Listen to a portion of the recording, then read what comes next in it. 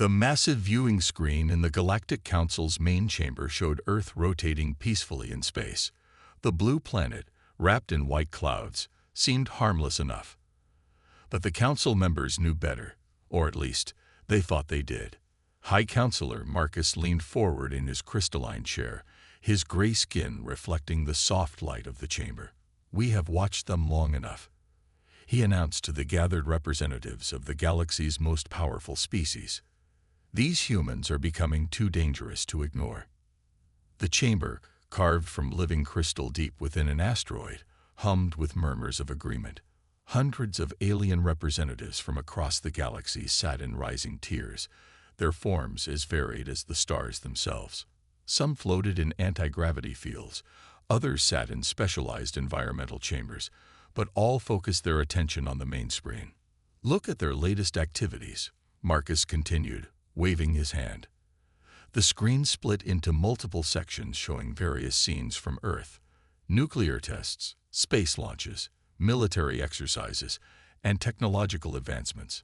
In just the last 100 years, they've gone from primitive combustion engines to preliminary quantum computing. Their rate of development is unprecedented. Counselor Reed, a being of pure energy contained within a mechanical shell, moved forward. "But that's not what truly concerns us, is it?" Her voice came through the universal translator with a metallic edge. "Show them the warfare footage." The screens changed again, displaying scenes of human conflicts throughout history. The Council members watched in silence as images of tanks, fighter jets, and soldiers flashed before them. The footage ended with recent military parades showing increasingly sophisticated weapons. "They fight constantly," Marcus explained, "not just against each other, but against their very environment. They've developed weapons we haven't seen in millennia, and some we've never conceived of. They call their planet a Class 3 death world, but to them, it's simply home." A younger council member, representing a species of crystalline beings, spoke up. "Surely they can't be that dangerous. They haven't even achieved faster-than-light travel yet." Marcus laughed, but there was no humor in it. "That's what we thought about the Krell, remember? We ignored them too, until they developed their gravity weapons and destroyed 3 solar systems." He paused, letting the memory sink in. "No, we've learned from our mistakes. We must act now, while we still hold the advantage." The chamber's artificial atmosphere grew heavy with tension as Marcus brought up their latest intelligence reports. "Our probes indicate they're on the verge of several major breakthroughs. Antimatter containment, quantum tunneling, even preliminary work on dimensional physics. If we wait another decade, it might be too late." "What do you propose?" Reed asked, her mechanical body shifting slightly. Marcus straightened in his chair. "We give them one chance, one opportunity to join the Galactic Council peacefully, under our direct supervision and control. If they refuse," he let the sentence hang in the air. The vote was quick and nearly unanimous. Only a handful of species, mostly the younger races, voted against immediate action. The Council's decision was made. Earth would submit, or it would face the consequences. Within hours, the Council's most impressive fleet assembled near the edge of Earth's solar system. 50 ships, each larger than Earth's largest cities, powered up their engines. Their hulls, made of materials humanity hadn't even discovered yet, gleamed in the distant sunlight. Admiral Leon, commander of the fleet, stood on his bridge looking at the tactical display. "Send the message," he ordered. "Let's see how these humans respond to a real show of force." The message was broadcast simultaneously in every human language, appearing on every screen and device on Earth. "People of Earth, you have been deemed too dangerous to develop independently. Submit to Galactic Council authority within 24 hours or face immediate military action. This is not a negotiation." As the message went out, Admiral Leon allowed himself a small smile. After all, what could one primitive planet do against the combined might of 1,000 advanced civilizations? He was about to find out just how wrong he was. The world's leaders gathered in an underground bunker beneath the Rocky Mountains, their faces lit by the blue glow of holographic displays. Unlike what the aliens expected, there was no panic, no chaos, and most surprisingly, no fear. "So," General Thompson said, looking at the assembled group, "they finally showed up." She stood before the massive screen showing the alien fleet's position. Her calm demeanor reflected decades of preparation for this exact moment. President Wilson nodded, his weathered face showing no sign of the stress most would expect. "All defense systems are ready." "Yes, sir. Operation Dark Shield has been active since we detected their ships entering the solar system 3 days ago." The general pulled up a new display showing hundreds of hidden satellites and defense platforms. "They think they caught us by surprise. They have no idea." Around the table, representatives from every major nation shared knowing looks. For over 50 years, the world's governments had maintained a carefully crafted illusion of division and technological limitation. The aliens saw what they wanted to see, a fractured planet of squabbling nations. The alien fleet made its first move exactly as predicted. Their massive ships positioned themselves over Earth's major cities, a classic intimidation tactic. Admiral Leon's voice boomed across all communication channels again. "Your time is running out. Submit to Council authority, or we will demonstrate our power." President Wilson pressed a button on the console before him. "This is Earth's unified response." "No." The alien ships immediately fired their weapons, aiming to disable Earth's power grids. They expected darkness to fall across the planet, bringing chaos and submission. Instead, their energy weapons hit invisible shields that shimmered like the northern lights. In his flagship, Admiral Leon stared in disbelief at his readings. "Impossible," he shouted. "They shouldn't have this technology." "Our intelligence." "Sir," his second-in-command interrupted, "we're detecting energy signatures, thousands of them, all around the planet." What happened next would be remembered in galactic history as the 20-minute miracle. The Earth's atmosphere seemed to come alive. Thousands of hidden defense platforms emerged from their camouflaged positions. Some were disguised as satellites, others as space debris, and many more had been invisible, protected by advanced cloaking technology. General Thompson allowed herself a small smile as she gave the order. "Execute Pattern Delta." Earth's defensive systems activated in perfect synchronization. Quantum-locked energy beams sliced through the alien ships' supposedly impenetrable shields. Swarms of microsatellites, each carrying concentrated EMP charges, disabled their targeting systems. The alien fleet's advanced technology proved useless against weapons specifically designed to counter them. How? Admiral Leon demanded as his ship's systems failed one by one. How did they know exactly how to counter our technology? The answer came in a transmission from Earth, broadcast on the aliens' own secure frequency. President Wilson's voice was calm but firm. "We've been watching you too, for longer than you think. Those crashed ships you thought we could never understand. We learned from them. Every probe you sent, we studied it. Every transmission you made, we decoded it. Within 20 minutes, half the alien fleet was disabled, hanging powerless in orbit. The other half faced a choice: retreat or be destroyed." Admiral Leon, his mighty flagship now running on emergency power, couldn't believe what he was seeing. "This is Earth's final warning." General Thompson's voice came through clear and strong. "Leave our solar system immediately, or we will demonstrate our real military capabilities. What you've seen so far is just our defensive grid. The remaining alien ships flood, their retreat watched by billions of humans who now looked up at the sky with pride rather than fear." In the bunker, the world's leaders began preparing for what they knew would come next. The Council's realization that they had severely underestimated humanity. President Wilson turned to General Thompson. "They'll be back, won't they?" "Of course," she replied, already reviewing data from the brief battle. "But next time, we won't just defend. Operation Starhammer is ready whenever you give the word." As emergency signals from the disabled alien ships filled Earth's communication channels. Humanity prepared for the next phase of a war they had been secretly planning for generations. The real battle was just beginning. The Galactic Council's emergency session erupted into chaos. Holographic displays showed the devastating defeat of their fleet, playing over and over as council members argued and shouted. The mighty Admiral Leon stood in the center, his proud bearing now replaced with visible shock. "Explain this failure," High Counselor Marcus demanded, his gray skin now pale with anger. "How did a primitive species defeat our most advanced ships?" Before Leon could answer, the chamber's main screen activated by itself.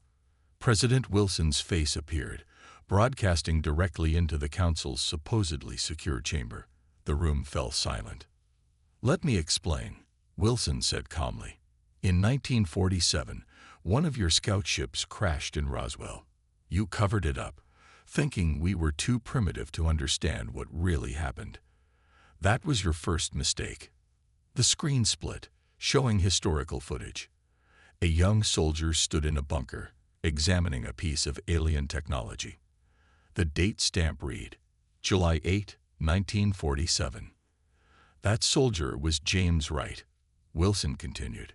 "He discovered something interesting about your technology. It responded to human brain patterns in unique ways.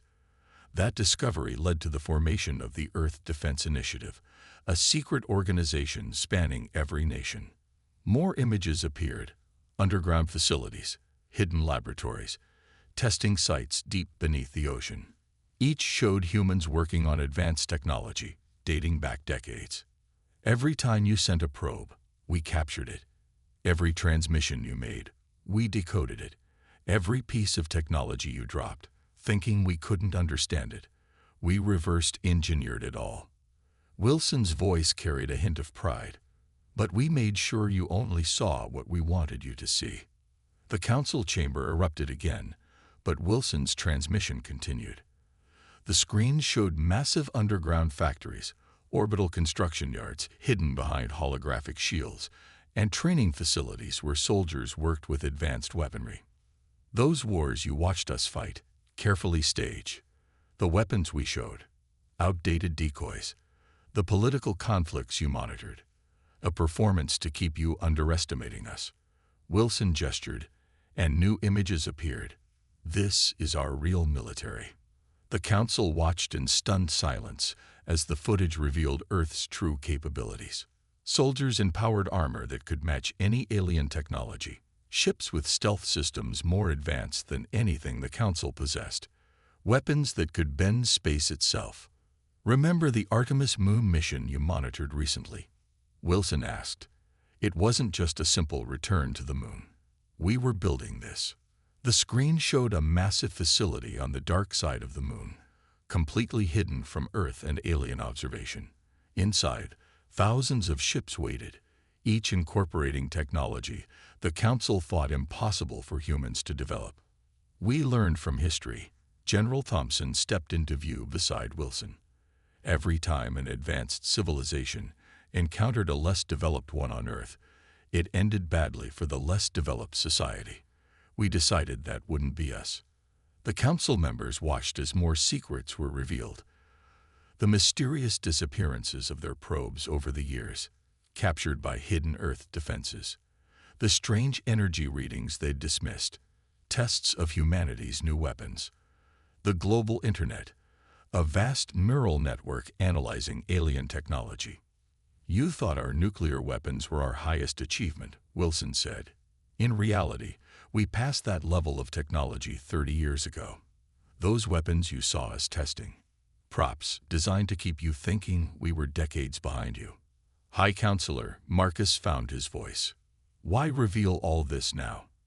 "Because," Wilson's expression hardened, "you need to understand what happens next. You didn't just attack Earth. You attacked a civilization that has spent generations preparing for this moment. We know every weakness in your technology, every flaw in your strategies, and every secret you thought we couldn't comprehend." The transmission ended with a final image. Earth's combined fleet emerging from its hidden bases, thousands of ships strong, each capable of matching the Council's best vessels. In the silent Council chamber, the truth sank in. They hadn't found a primitive civilization to conquer. They had awakened a sleeping giant that had been watching, learning, and preparing for this exact moment. Admiral Leon looked at the tactical displays showing Earth's fleet mobilizing. "What have we done?" he whispered.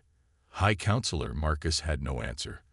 For the first time in the Council's history, they faced an enemy that had outmaneuvered them before the war even began. The first real battle between Earth's forces and the Galactic Council began in the asteroid belt between Mars and Jupiter.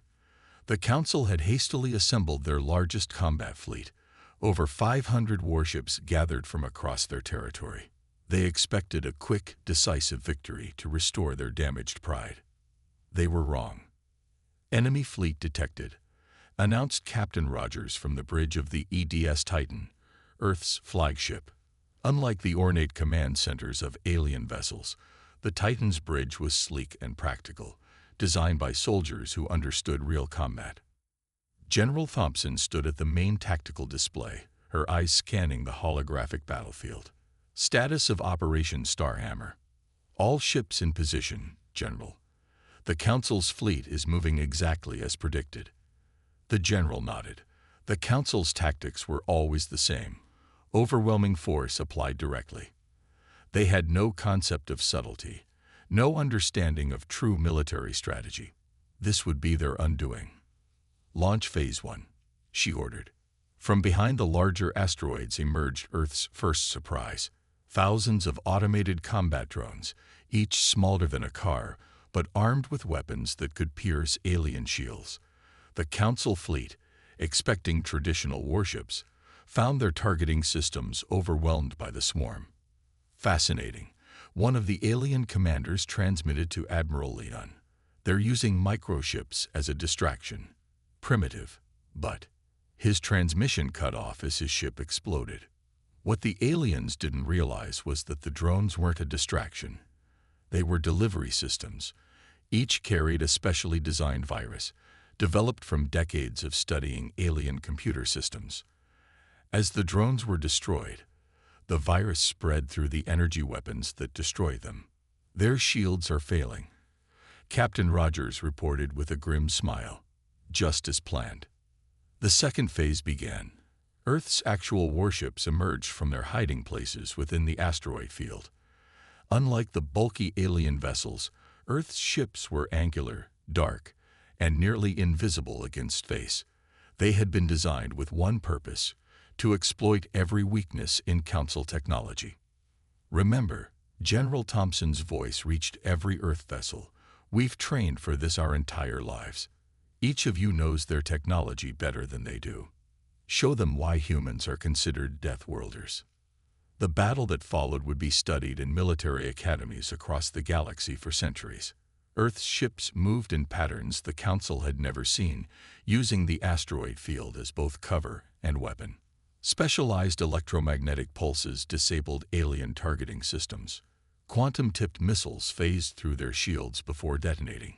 "Impossible," Admiral Leon shouted as another wing of his fleet went dark. "Their weapons, they're using our own technology against us." "Wrong," General Thompson replied, broadcasting on the Council's command frequency. "We're using technology we developed by understanding yours." "There's a difference." The Council fleet tried to adapt, but Earth's forces had planned for every counter-move. When the aliens switched to manual targeting, they found their sensors blocked by specialized jamming fields. When they tried to retreat, they discovered their engines had been infected by secondary computer viruses.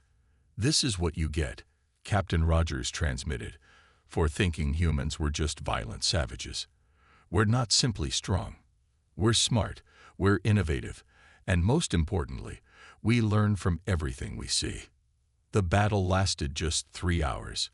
When it ended, over half the Council fleet had been destroyed or disabled. The remaining ships retreated in disarray, their crews shocked by the complete dominance Earth's forces had displayed. On the Titan's bridge, General Thompson received the final battle report. 312 Council ships destroyed or disabled. 87 surrendered. The rest have retreated beyond Mars' orbit. Our casualties: 14 ships damaged, 3 destroyed, all crews successfully evacuated. She turned to President Wilson's hologram. Phase 1 of Starhammer is complete. Should we proceed with Phase 2? Wilson looked at the battlefield display, where disabled alien ships floated among the asteroids. Send the rescue ships first. Show them that humans know mercy as well as strength. Then, he paused. Prepare the fleet for the push toward Council space. As Earth's rescue vessels moved to aid the surviving alien crews, the message was clear. Humanity wasn't just capable of defeating the Council's best fleet. They could do it while maintaining their principles. This wasn't just a victory in battle. It was a demonstration of everything that made humans unique in the galaxy. The real question was, what would they do next? The Galactic Council's capital world, Primus, had never faced a real threat in its 10,000 years of existence. Its defenses were considered unbeatable, its location supposedly secret from primitive species. That changed on a quiet morning when alarms began blaring across the planet. Multiple unknown ships detected. The defense controller's voice shook with panic. They're everywhere.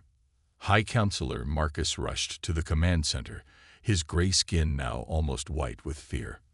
The defensive screen showed hundreds of Earth vessels appearing from nowhere, emerging from what looked like tears in space itself. Did you think, President Wilson's voice broadcasted across all frequencies, that we wouldn't find your homeworld? We've known its location for decades. Those merchant ships you let dock here, many were ours, mapping your defenses, leaving behind small surprises. The human fleet moved with precise coordination. Instead of attacking the planetary shields directly, they activated devices that had been hidden on the planet's surface for years. Small quantum beacons, disguised as ordinary technology, created gaps in the supposedly impenetrable defense screen. This is General Thompson of Earth's combined fleet, a new voice announced. Your orbital defenses have been compromised. Your ground-based weapons are now isolated. Surrender, and no civilian will be harmed. In the council chamber, panic erupted. How did they develop quantum-fold technology? One member screamed. How did they bypass our early warning systems? The answer appeared on their screens, footage from Earth's archives. It showed humans methodically studying and improving upon alien technology, finding weaknesses and solutions the council races had never imagined. Where the aliens had used brute force, humans had found elegant alternatives. Launch everything we have, Marcus ordered, but when the defense crews tried to respond, nothing happened. Your automated systems now answer to us, Captain Rogers transmitted from the Titan. Those primitive computer viruses we used in the asteroid belt, they were just the delivery system for something much more sophisticated. The human fleet's next move stunned even their own allies among the council races. Instead of bombarding the planet, they launched thousands of small pods. Each contained a simple message. Your leaders lied to you. Here's the truth about Earth. Across Primus, citizens watched in shock as evidence of the Council's deception played on every screen. They saw how their leaders had manipulated information, hidden Earth's true nature, and attempted to destroy a civilization simply because they feared its potential. We could destroy your world. President Wilson's voice was calm but firm. Instead, we're giving your people a choice. The same choice you denied us. The chance to decide their own future. In orbit, the Earth fleet demonstrated their power by systematically disabling every military installation on the planet's surface. No casualties, no collateral damage, just precise, overwhelming superiority.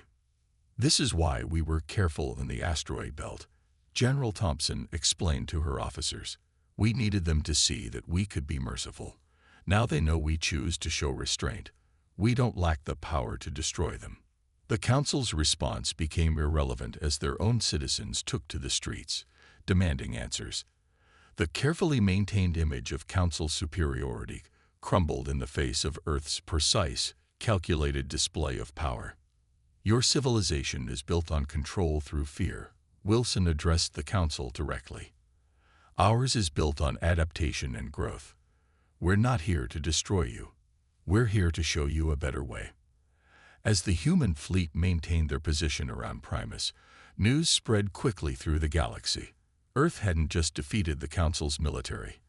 They had shattered the foundation of their authority. They had proven themselves not just stronger, but wiser. In the Titan's command center, General Thompson received reports from across Council space. More worlds were demanding change, inspired by Earth's example. The revolution they had sparked would reshape the galaxy. Should we proceed with the final phase? Captain Rogers asked. Thompson looked at the peaceful planet below, where citizens were already calling for their leaders to step down. No need, she replied. Sometimes the best victory isn't won through force, but through truth. The counter-strike had succeeded beyond their wildest expectations. Earth hadn't just defeated the Council. They had changed the galaxy forever. The grand meeting hall of the Secondary Council on the planet Secundus buzzed with activity. Representatives from 30 different species gathered in secret, away from the watchful eyes of the High Council. The recent events involving Earth had changed everything. "We have been fools," announced Councillor Reed, her energy form flickering with emotion.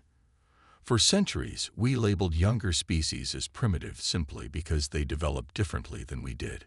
The holographic displays showed footage from Earth's recent victories, not just their military strength, but their humanitarian actions afterward. Images of human medical teams treating injured alien soldiers, Earth's engineers helping repair damaged civilian infrastructure, and peaceful interactions between humans and various species. The humans could have destroyed Primus, a reptilian delegate noted. Instead, they showed wisdom we thought impossible for a primitive race." Ambassador Turner from Earth stood calmly at the center of the chamber. Unlike the elaborate robes and environmental suits worn by other species, he wore a simple black uniform. "We understand why you feared us," he said. "Your history taught you that emerging species bring only destruction. We want to show you a different path."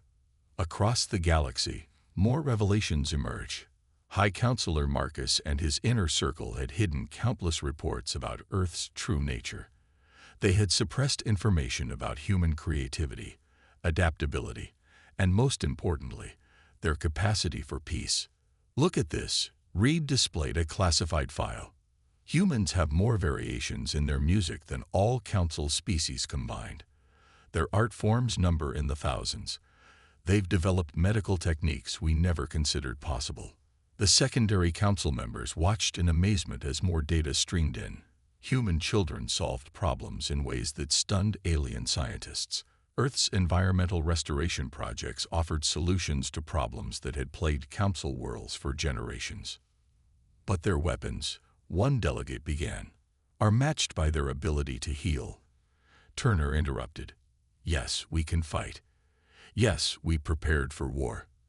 But look at what we do in peace." New images appeared. Human doctors curing diseases that had baffled alien medical science for centuries. Earth's scientists collaborating with alien researchers to solve ancient problems. Human diplomats mediating conflicts between species that had fought for generations. "The High Council didn't fear our weapons," Turner explained. "They feared this, our ability to adapt, to learn, to change, and to help others do the same." As if on cue, reports flooded in from across Council space. Civilian populations, inspired by Earth's example, demanded reforms. The rigid structure that had controlled galactic civilization for millennia began to crack. 7 member species have already declared their independence from the High Council, Reed announced. 15 more are in talks with Earth for mutual defense treaties.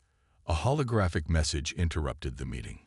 High Counselor Marcus appeared, his once proud bearing now defeated. I hereby announce my resignation," he stated. "The Council system, as we knew it, has failed." The chamber erupted in discussion, but Ambassador Turner raised his hand for silence. "We don't seek to destroy the Council," he said. "We want to help reform it, to make it what it should have been, a place where all species, regardless of their development path, can contribute and grow." "And if some oppose this change?" asked a worried delegate. Turner smiled. "Then they'll learn what Earth has always known. Real strength isn't in weapons or technology. It's in the ability to adapt, to learn, and to work together." The Secondary Council voted unanimously to support Earth's proposal for reform. As the news spread, more species came forward, sharing their own hidden advancements and knowledge. The age of suppression was ending. In orbit above Secondus, General Thompson watched the proceedings from the Titan. "Did you ever think," she asked President Wilson's hologram, "that our greatest victory would come not from our weapons, but from our ideas?" Wilson nodded. "That's the real reason they feared us. Not because we could fight, but because we could change. And now we're changing the galaxy." As the meeting concluded, the dawn of a new era began. The galaxy was transforming, not through force, but through the very qualities the old council had feared: adaptation, innovation, and cooperation. The political shockwaves were only beginning. 1 year after Earth's stunning victory, the Great Hall of Unity stood completed on neutral ground, a space station orbiting between Earth and the former Council space. Its architecture blended styles from 100 worlds, including the sweeping curves favored by humans. President Wilson stood at the central podium, addressing representatives from over 500 species. Some were former council members, others were newly discovered civilizations that had hidden from the old regime. All were here for the same reason: to forge a new future. "A year ago, we showed the galaxy our strength," Wilson began, his voice carrying across the vast chamber. "Today, we show something more important: our wisdom." The massive screens behind him displayed images from the past year: joint human-alien research projects, cultural exchange programs, and collaborative space exploration missions. Each image showed what was possible when species worked together instead of fearing each other. "The old council asked us to submit." General Thompson spoke next, her uniform now bearing symbols of both Earth and the new alliance. "Instead, we offered partnership. They expected us to destroy. Instead, we chose to build." The evidence of this new approach was everywhere. The former council races had shared their advanced technology, while Earth had shown them new ways to use it. Human creativity combined with alien experience had solved problems that had puzzled both sides for generations. "Look at what we've achieved in just 1 year." Ambassador Turner gestured to the latest reports. 50 new medical breakthroughs, faster than light travel improved by 300%, environmental restoration techniques that work on any world. This is the power of working together. From her position in the chamber, former Councilor Reed addressed her fellow energy beings. "We feared humans would bring chaos to our ordered galaxy. Instead, they showed us that change isn't something to fear. It's essential for growth." The new Galactic Alliance, as it was now called, operated on principles that would have shocked the old council. Every species had a voice, regardless of their technological level. Development wasn't measured by weapons or space travel alone, but by cultural, artistic, and social achievements as well. "But our greatest achievement," Wilson continued, "isn't in technology or politics. It's in understanding. We've learned from each other, grown together, found strength in our differences instead of fearing them." The proof was in the station itself. Humans worked alongside former council species, sharing jokes, solving problems, and building friendships. Children from different worlds played together in specially designed habitats, learning each other's languages and customs. "The old council was right about one thing," General Thompson added. "Humans are dangerous. Dangerous to ignorance, to fear, and to the idea that any species is superior to another." The chamber erupted in approving sounds from hundreds of different species. Even the few remaining critics of the new system couldn't deny the progress made in just 1 year. "As we move forward," Wilson's voice grew stronger, "we face new challenges, unknown regions of space to explore, new species to meet, new problems to solve. But we face them together, not as rulers and subjects, but as equals." The final vote was unanimous. The temporary alliance would become permanent, a new organization dedicated to progress, discovery, and cooperation. Earth would serve not as a ruler, but as a bridge between the old and the new, between different ways of thinking and living. Let the galaxy remember this day, Wilson concluded, not as the day Earth won a war, but as the day we all won peace. As the celebration began, Admiral Leon, now Earth's chief liaison with former Council species, stood with General Thompson, watching the diverse crowd mingle. "You know," he said thoughtfully, "when we first found Earth, we thought we were discovering a primitive violent species. Instead, we discovered ourselves, and a better way forward." Thompson smiled. "That's the thing about humans. We don't just adapt to the universe. We help the universe adapt too." Above them, through the station's crystal dome, Earth could be seen floating in space, no longer a hidden world of savages, but a beacon of hope for a galaxy learning to embrace change, creativity, and the endless possibilities that come from working together. The universe would never be the same, and that was exactly what everyone had needed.